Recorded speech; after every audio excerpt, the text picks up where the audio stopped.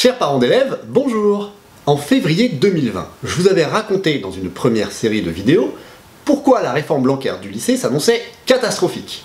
Eh bien, 1 an et demi plus tard, maintenant qu'une première génération d'élèves a passé ce nouveau bac, je peux vous affirmer que c'est encore pire que prévu. Donc, petit retour sur YouTube avec une série en 7 épisodes qui, je l'espère, vous permettront de réaliser que cette réforme est dangereuse pour l'avenir de vos enfants et doit absolument être modifiée.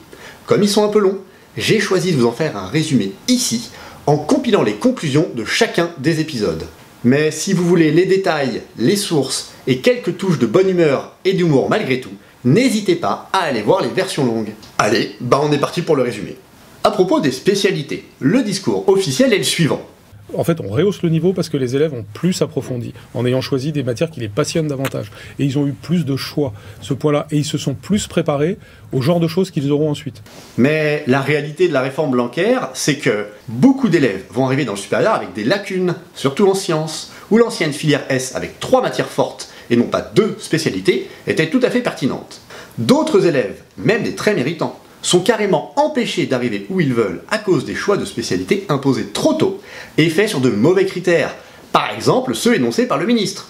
Oh merde! Oh c'est con ça! Il essaie de vous faire croire que passion, bons résultats et débouchés vont toujours ensemble. Et il oublie de vous dire qu'avec sa réforme, plus de liberté en seconde, c'est surtout moins de liberté en terminale. D'ailleurs, en prenant le moindre effort et la facilité, au détriment des progrès et du dépassement de ses difficultés, il empêche des vocations de naître. D'autant plus que, contrairement à ce qui est prétendu, il est peu possible de changer de spécialité, et l'aide à l'orientation promise n'existe pas. De toute façon, le choix des spécialités n'est en fait pas libre dans beaucoup de lycées, premièrement par souci de cohérence pour l'avenir des élèves, mais aussi d'organisation. Néanmoins, même avec ces adaptations, cette énorme usine à gaz qu'est le lycée Blanquer continue de poser des problèmes d'emploi du temps, de conseils de classe, de profs principaux, et de sentiment de solitude chez les élèves. À tel point qu'en seulement 2 ans, il est déjà envisagé par les concepteurs eux-mêmes de réduire le nombre de choix, allant donc contre l'esprit de leur propre réforme. Concernant les maths et les sciences, on nous raconte ça. Les mathématiques vont bénéficier grandement, évidemment, de la réforme du lycée. Ce que nous avons créé, c'est un système beaucoup plus personnalisé du parcours de maths de quelqu'un. Mais, dans les faits, la spécialité maths est très élitiste. Pourquoi pas? Mais comme il n'y a pas de maths en tronc commun, énormément d'élèves doivent la choisir et s'y plantent complètement, ce qui se traduit par des échecs au bac, des dépressions et une hétérogénéité très difficile à gérer pour les rares collègues courageux qui veulent bien continuer d'enseigner cette matière. Contrairement à ce qu'on essaie de vous faire croire, l'enseignement scientifique, absolument indigne d'un pays comme le nôtre, ne contient pas de maths. Tu mens! Tu mens! Tu mens! Il ment! C'est donc soit des maths à fond, soit pas de maths du tout. Alors qu'il y a besoin d'un peu de maths pour de nombreuses orientations, qui refusent donc des candidats, qui auraient été acceptés au temps des filières. Et la hiérarchie n'a pas été bouleversée, les maths et les sciences restent plébiscités. Dommage collatéral, l'enseignement de SVT ne contient quasiment plus de chapitres sur la santé, qu'on a remplacé par des calculs inintéressants. Dans un pays avec une forte consommation de drogue chez les jeunes et une forte obésité, c'est un peu coton. Du coup, les élèves non scientifiques sont écœurés, alors qu'avant on les accrochait. Quant à ceux qui ont des spécialités scientifiques, ils s'y ennuient. Après avoir longtemps été dans le déni de la catastrophe, quelques petits aménagements ont été consentis par le ministère, mais le nœud du problème n'est solvable qu'en envoyant à la poubelle toute l'architecture du lycée Blanquer. Il était largement possible d'éviter tout ce foutoir avec un lycée en majeur, mineur, comme dans d'autres pays. Mais les personnes missionnées pour cette réforme, principalement issues du milieu des écoles de sciences politiques, n'en ont pas décidé ainsi. Ils avaient de toute façon pour but de casser l'enseignement des sciences, et en particulier des maths, puisqu'on ne trouve pas de profs, mais le remède est, là aussi, pire que le mal.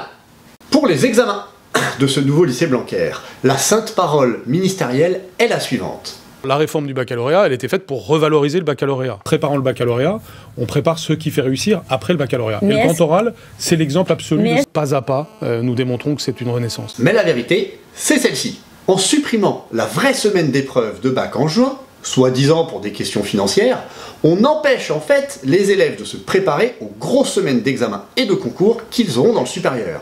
Le grand oral ne compense pas ce manque, il n'est qu'un feu de paille qui se fait sans moyens dédiés, son évaluation est bancale, les sujets traités sont banals, il prépare très mal les élèves scientifiques à leurs futurs oraux de sciences, Et en plus, il bloque tout autant le mois de juin.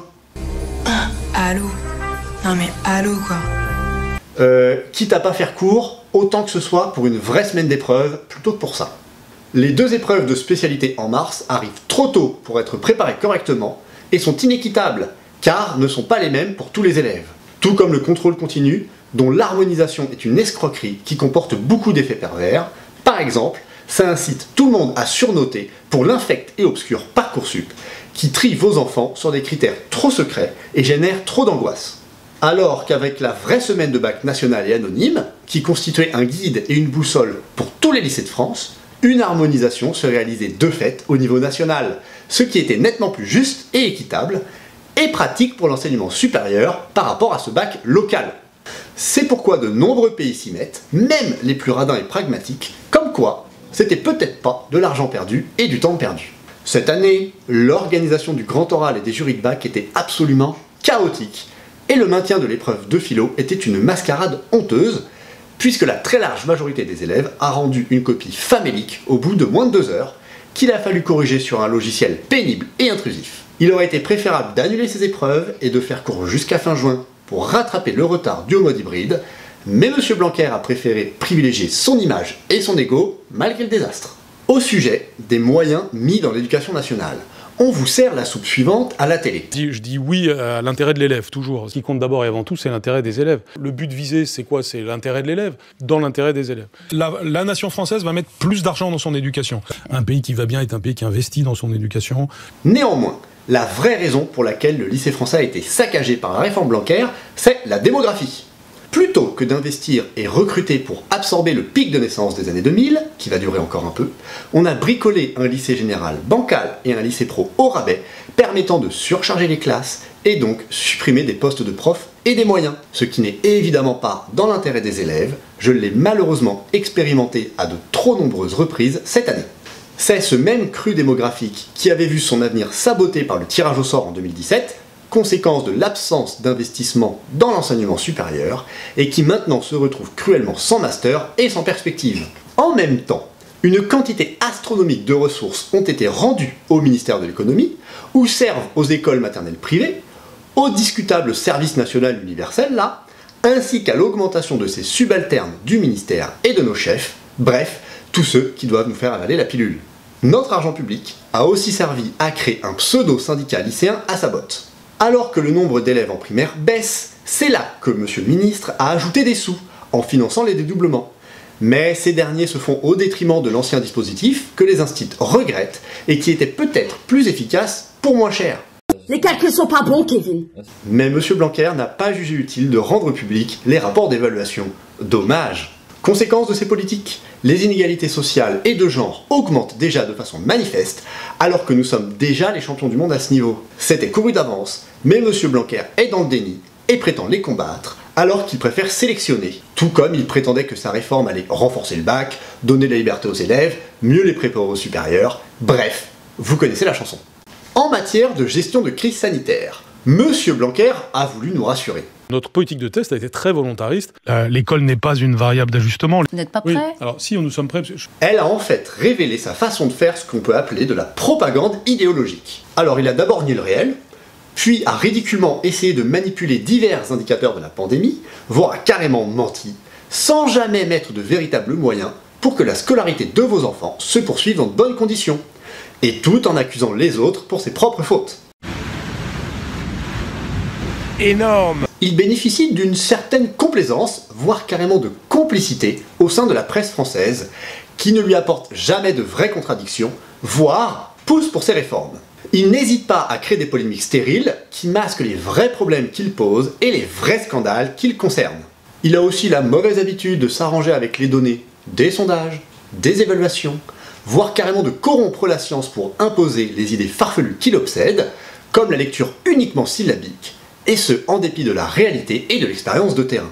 Une touche d'espoir, la plupart des dégâts qu'il avait causés lorsqu'il était au ministère sous Sarkozy ont été réparés. On peut espérer qu'il en sera de même pour sa réforme du lycée, qui pose 10 fois plus de problèmes qu'elle n'en résout. Malgré de beaux discours, il y a eu une très grande consultation pour la réforme du lycée. Quand on essaye de me décrire comme étant fermé ou même autoritaire, alors même que le ministre des professeurs, je dis que nous devons remettre le professeur au centre. Dialogue social. Mais il n'y a pas un climat anti-Blanquer à l'éducation nationale. La réforme du lycée et le Grenelle de l'éducation auront montré ici aussi que le ministre est quelqu'un d'autoritaire qui ne supporte pas la contestation et donc il étouffe les oppositions en coulisses pendant qu'en public, il organise des simulacres de consultation dont il ne tient jamais compte. Pourtant, de nombreux sondages montrent que ces réformes et sa politique en général sont très largement conspuées par l'ensemble des personnels de l'éducation. Le métier de professeur en souffre, de moins en moins de candidats au concours, de plus en plus de démissions, concurrence à tous les étages, pression hiérarchique, salaire en baisse et retraite menacée. Le Grenelle de l'éducation fut une vaste farce. Ses conclusions sont celles des livres du ministre, et aucun avis contraire n'a été écouté, alors qu'elles ne vont faire qu'empirer les choses. Encore. Ça fait beaucoup là, non? Se dessine en creux une privatisation rampante de l'éducation nationale, alors que ce fut calamiteux en Suède et dans de nombreux autres pays, avec des baisses de niveau. Et ben voilà, bon, c'est pas joli hein.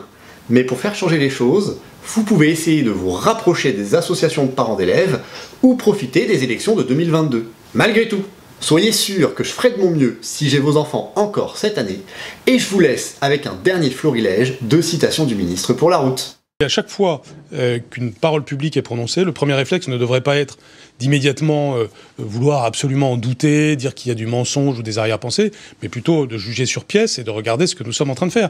Si tout ce que je vous dis est faux ou ne mérite pas la confiance, bah ça va se voir très rapidement au cours des prochaines semaines, et là vous pourrez facilement me l'opposer. L'exemplarité non seulement ne me gêne pas, mais me donne de la dignité. Donc on vit désormais sous ce régime de la fausse nouvelle, si vous voulez, qui est quand même dramatique pour notre démocratie. On est bombardé de fausses nouvelles qui finissent par imprégner l'esprit public. Et donc c'est vrai que c'est un vrai problème démocratique aujourd'hui, parce que nous avons évidemment des éléments de crédibilité dans ce que nous sommes en train de dire. Il faut que les enfants aspirent au bien, au beau, au vrai. Donc c'est un effet de vérité et de responsabilité. J'ai déjà vu des faux culs, mais vous êtes une synthèse.